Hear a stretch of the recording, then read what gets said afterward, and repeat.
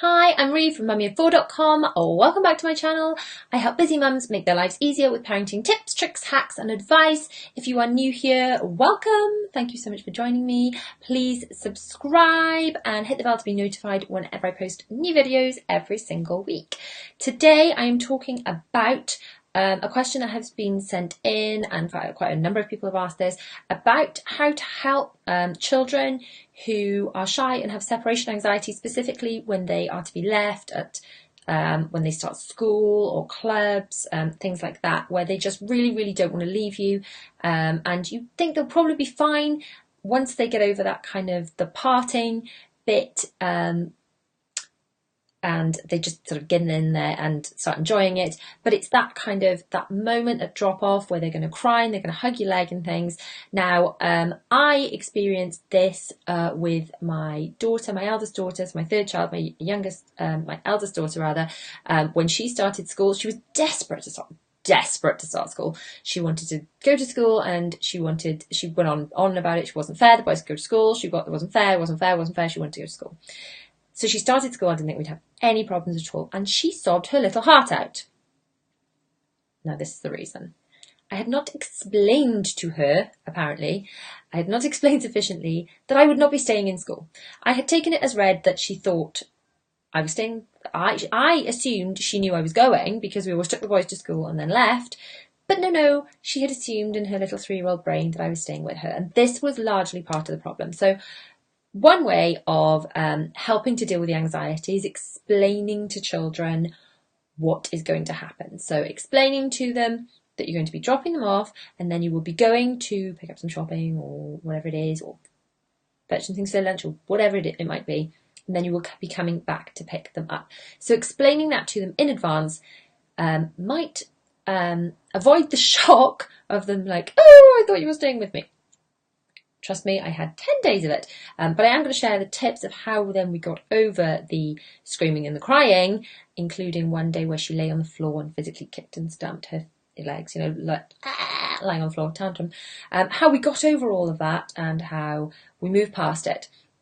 So my next tip would be, you can draw on their hand a heart or a cross, or probably don't use an erasable pen because that isn't going to work. A normal pen.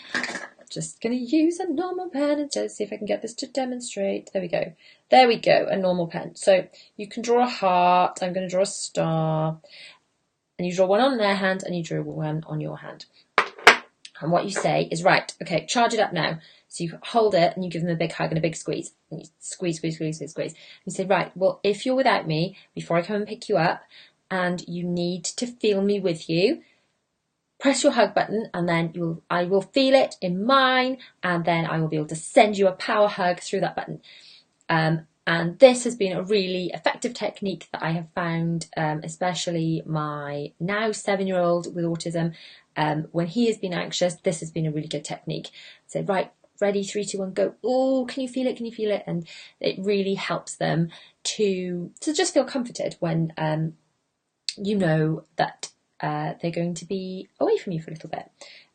Chances are, I will say, that when they do get into school or club or nursery or whatever it is, and they get into playing, they will probably forget all about you. The separation anxiety is usually limited to while you're around. They normally sort of kick off long enough to make you feel guilty for the whole session, and then are fine even though you feel so guilty you want to vomit, just as an aside. The next tip that I found super helpful is for them to take something to show the teacher or the group leader or whatever it is each time. So with Bella, when she at the beginning, we made cakes for the teachers. And that was the first day she went in without crying, because she was going in to give them this gift that she had made. She was really proud of it. She was excited to go and take the gift to show the teachers. And it really helped. And then after then, obviously we didn't bake for them every single day. After then, it was like, oh, look, which clips are you going to go and show your teachers today? To put the clips in your hair. What you're going to show your teachers, something you've drawn, something you've made. Whatever it might be. It could be something really basic. But as long as they've got something to show, something they're excited to go and show off to whatever member of staff will be looking after them, that will really help. And my last tip, this is my last tip, isn't it? Oh, no, second to last tip.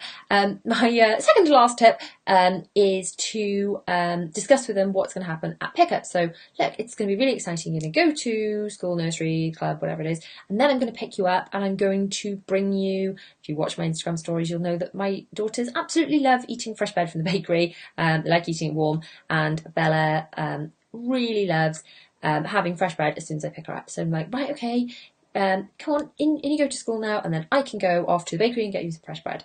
And then obviously, you need to go in so that I can go and fetch that, and then I can come and pick you up and you can have it. So promising a something, it doesn't have to be, rubbish and sweets and things you would traditionally think of bribing children with. It could be, which nice lunch or which trip to the park or whatever, that you can kind of promise them as something, as an incentive for pickup time. And this is actually the last tip. This is the last tip that I'm going to share with you in this video, and this was something that really, really helped with Bella. Now, we did baby signing, so she knew these signs anyway, but this is something really, really basic you can do with your children. And all you say is, right, I need you to go give Mummy a kiss now, and then go over to the window. I will go around to the window and I'm going to sign at you, and you have to sign back to me. So we would do, I love you. Now it's time to play. Off you go. Bye-bye. And we did that every day for over a year. And it really, really helped because it got her off my leg and over to the window. And what I found was eventually I'd be standing there by the window in the rain like a muppet, waiting for her to come and sign at me. And she was so happy that she would forget. So I'd be standing there for ages going, well, I can't leave, I haven't signed at it. But eventually then the habit of getting off my leg and running off to go and play, she would just get distracted by things and be having so much fun. She didn't care about me anyway. But it's a really good one. So you could just leave it as I love you and a kiss. But you could also add it's time to go and play. Bye. So I hope some of these tips help you if your little one is struggling with kind of separation anxiety when they're being dropped off, or if they're due to start school, nursery, clubs, that kind of thing soon. I hope it's super helpful. Let me know in the comments if you try any of these or anything else that you have tried that you have found that's worked. Always keen to hear new ideas. If you find things that have worked for your little ones, please, please, please share. Sharing is caring after all. So once again, if you've liked this video, please give it a thumbs up. Don't forget to subscribe to my channel, hit the bell to be notified when I post new videos every week, and I will see you lovely people soon.